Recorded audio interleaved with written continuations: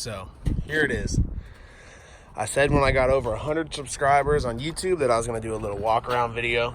Definitely ain't the most impressive truck. I mean, I'm happy with it. When I was first getting into it, you know, definitely didn't think I was going to take it this far. When I first bought it, it was completely stock with a dent right here in front of the taillight. And I think it had like a Flowmaster 40 series on it. Stock height. I mean, it didn't have one upgrade. So it's come a long way. I think I'm going to start with the interior since there's not much to it and then work my way from there. And I have a little helper. What's up, buddy? So basically, as far as the interior goes, I mean, there's not much to it. I had my boy Alex over at Genesis do the suede headliner because, as you know, they always start to come down right here. So yeah, that would have been time to do the sunroof because you basically toss the whole headliner. You know, you have to redo everything when doing a sunroof. You don't just cut it and put a sunroof in. So there's that. As far as, you know, like the floor mats, I found that they had OEM floor mats for these. They're not the all-weather, so they're kind of beat up, but they actually match pretty good. And they have a little bow tie, and they run all the way across in the back, so keeps the carpets clean. So there's that. I do have the SS leather seats and the center console. It did not come with that. Obviously, it's not an SS. I'm not trying to be an SS. They're all right. You know, the last person didn't take care of them like I take care of my shit, but I have a new lower over there, and it actually looks really good. I bought one just to see how it would do, and I'm actually really pleased, and it was only $100. So I'm going to be doing this one next, and then the two backs, and then I'm just going to really try to condition it to see if it'll match the headrest, because I don't want to change the headrest, but if I have to, I have to. Probably won't be SS at that point. And obviously the rear's flawless. So that's interior. Center console came with the seats. That's an easy mod if you want to do and not change your seats. All you're going to be doing is pulling the front seat, you know, front driver and passenger seat to get to the bolts of your jump seat, and then you're basically just swapping it. And then there's this trim piece with your glove box. I actually believe the one under the steering wheel is the same. I can't remember if I swapped it. I don't think so. And then that's honestly basically it for the actual interior. I do have the 3-gauge pillar pod. The plastic itself is made by Autometer from Summit. It's about $100. SEM, S-E-M, they make this color paint, so it looks like it belongs. And then the gauges, I've tried so many. The boost and fuel pressure are made by Pro Sport.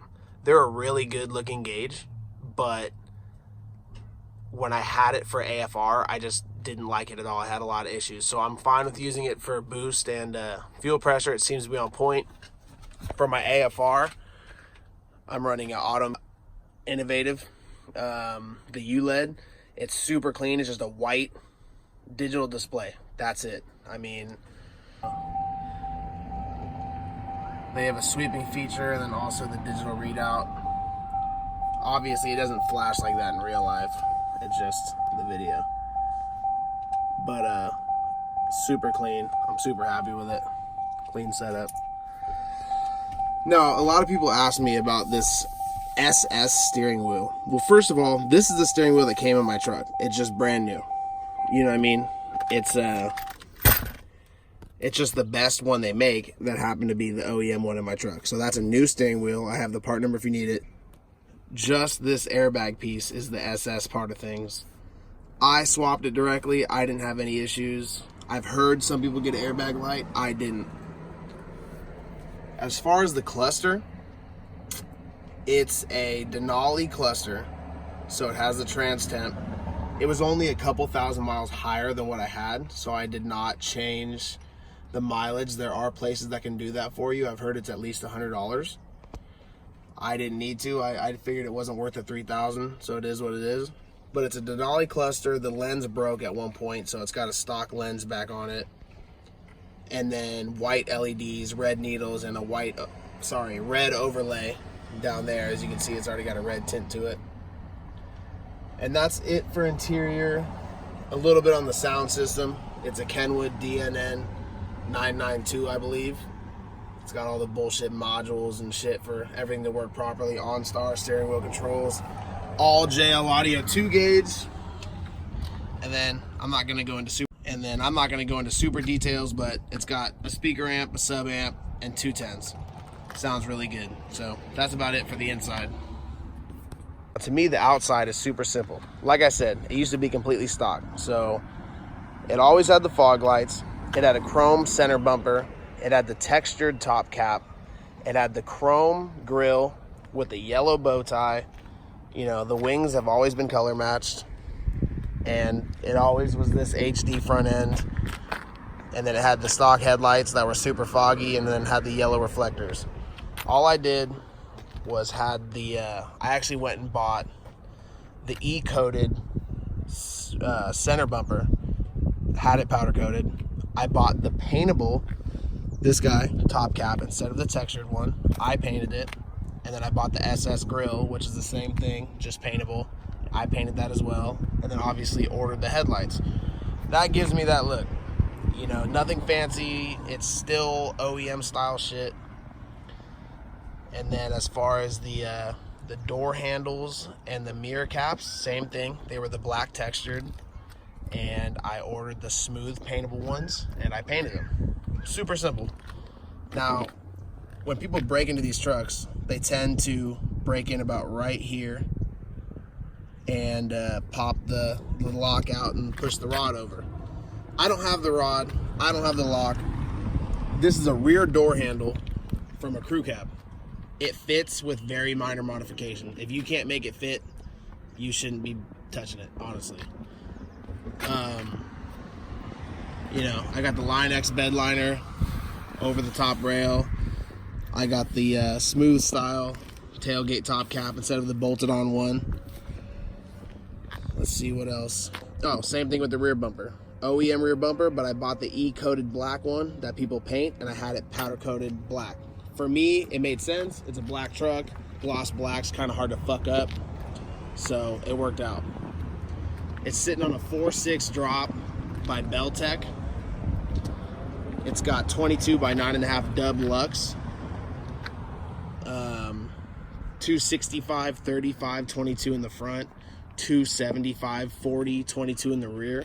It's just what I happened to get from somebody when I got some other wheels hand-me-down, and I just really like the size.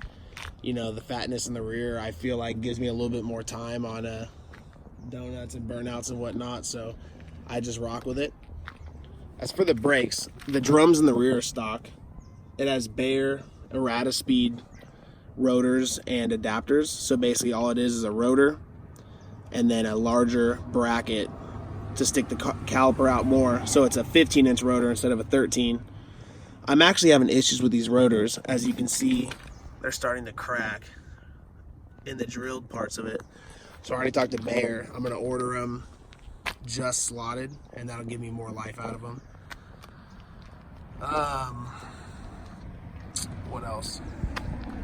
I'll kind of start from the rear, work my way up. So like I said, stock drums, stock leaf springs. I do have the Caltrax 2-hole. I just removed my overload, so I only have 2 leaves. Some people cut them to make the Caltrax fit. It's got the 14 bolt back there, basically stock, just true track and 410s.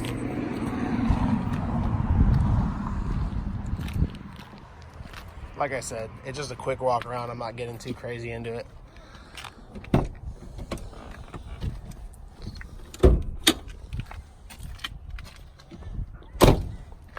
And let's do the engine.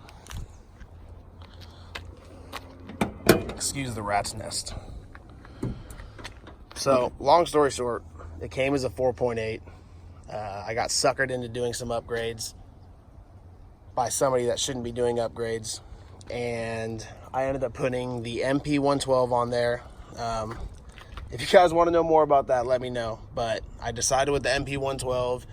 I almost got the TVS 1900. At the time, I didn't really know what I was doing. I definitely wish I would have, but here we are. So, 4.8, MP112, upgraded 4L60, broke the motor, broke the tranny, guy didn't know what he was doing, whatever. Now, it's an LQ9 with 243 heads, on E85 flex fuel with the MP112 running about 8 or 9 pounds of boost. It makes about 650 to the tires, which is actually really good for this little blower. You know, supporting mods, I have a custom cam by GP Tuning. I have, you know, inch and 7/8 long tube headers. Dual 3-inch exhaust all the way back.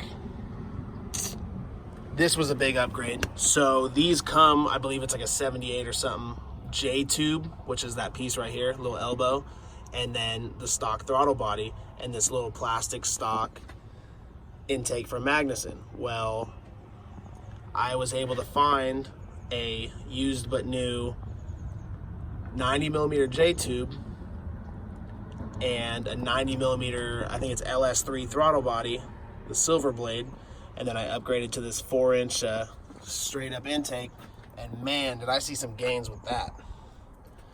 I also ran a larger heat exchanger reservoir, trying to keep those IATs down with that small pulley. It works, but obviously this little thing still gets hot. What else we got? You know, we got the Hydro Boost in there. So basically the brakes run off of power steering fluid instead of vacuum boost. Or sorry, not vacuum boost, but you know, vacuum.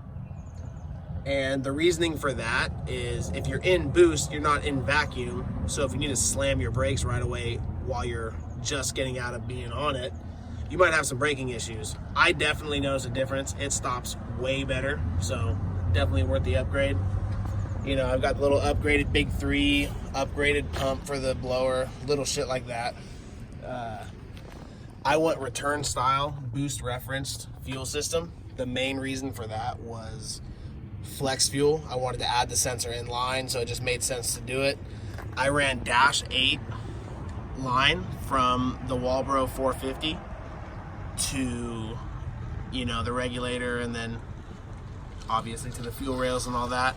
And then I'm just using the OEM dash 6 on the for the return. Now, one thing I should have done is I should have ran the flex fuel sensor, either looped it around, kind of wide it off and had it going around, or on the return side, because it is smaller than the dash 8. I don't need it. Like, I could have ran dash 4 probably and I would have been okay, but you know, it probably necks my dash 8 down to a dash 6. So in the future, I'm gonna want to do something about that.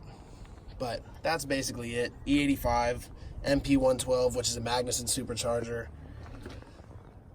and a awesome 4L80E with a Circle D 3200 converter, triple disc billet, and that's about it. Motherfucker gets sideways and runs 11s. Appreciate you guys watching.